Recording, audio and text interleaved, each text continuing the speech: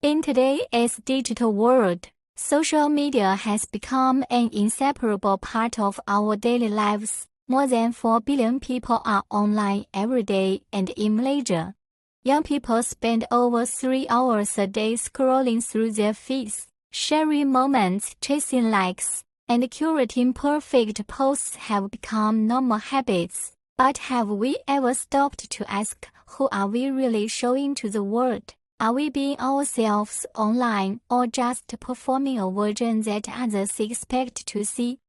We filter our photos, polish our captions, and delete anything that doesn't look perfect. Gradually, the online image replaces the real person behind the screen. A post without enough likes feels like a failure. A photo without enthusiasm seems meaningless. Likes become a measure of self-worth, and followers define our confidence. Meanwhile, algorithms trap us in echo chambers, showing us only what we like and agree with. Surrounded by similar opinions, we stop exploring other perspectives. The world becomes smaller, and so does our thinking.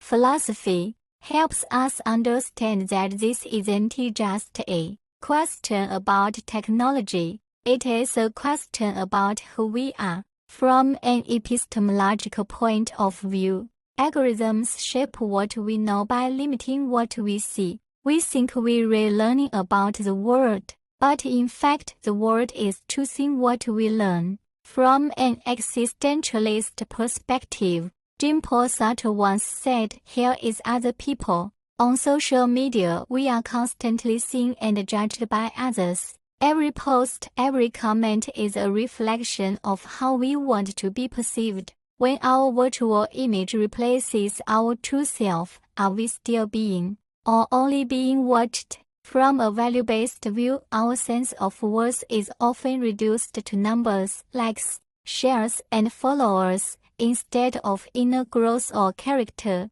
Malaysian philosophical traditions offer deeper guidance. The national philosophy of education promotes balance between mind, spirit, emotion, and body, reminding us that emotional and moral well-being matter as much as knowledge. The Rukun or national principles emphasize courtesy and morality, a call for respect and integrity in our digital behavior, and the Philosophy Sejahtera, the philosophy of well-being, teaches us that true happiness lies in balance between the individual, society, and technology. So, how can we rebuild our sense of self in the age of social media? On a personal level, learn to reflect and stay authentic. Not every moment needs to be posted. Real life is not measured by the number of likes.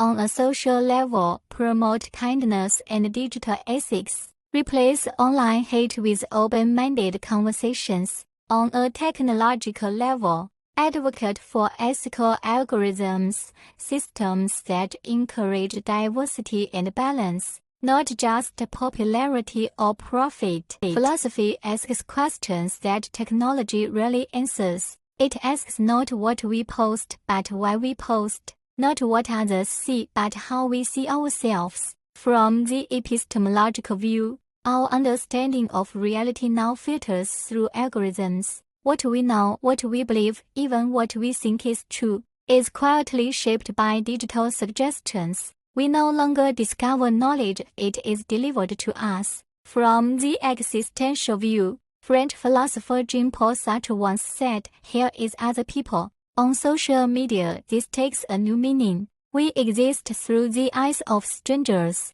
We craft ourselves not from authenticity, but from expectation. The pressure to appear perfect becomes a prison made of approval. From the axiological view, the philosophy of value, we have learned to measure worth through numbers, followers, shares, and reach. But true value lies in integrity, empathy, and inner peace, things that no algorithm can quantify. Malaysian philosophical thought reminds us of balance. The national education philosophy speaks of harmony between mind, spirit, emotion, and body. The Rukunigawa principle of courtesy and morality guides us to act with respect, both offline and online, and the Philosophy Jottara teaches the art of equilibrium between the large and the small, between society and the self. Together, these ideas call us back to something essential, that technology should serve humanity,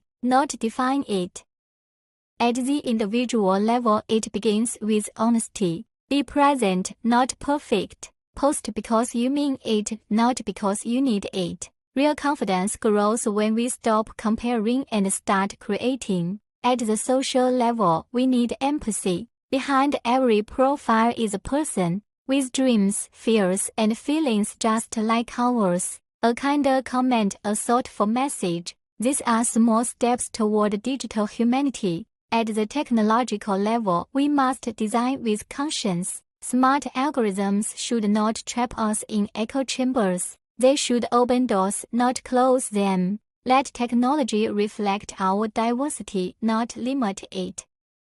Maybe the crisis of self-identity is not a failure of social media, but a reminder of how deeply we crave meaning. The screen can show us many faces, but only reflection can show us our soul. To live authentically in the digital age means to balance who we are with who we appear to be. Let us use technology with wisdom and live with sincerity. Be real, be kind, be human, because the truest light is the one we give ourselves. Social media is not the enemy. It is a tool, a bridge that connects people and ideas. But we must remember, being ourselves means staying true.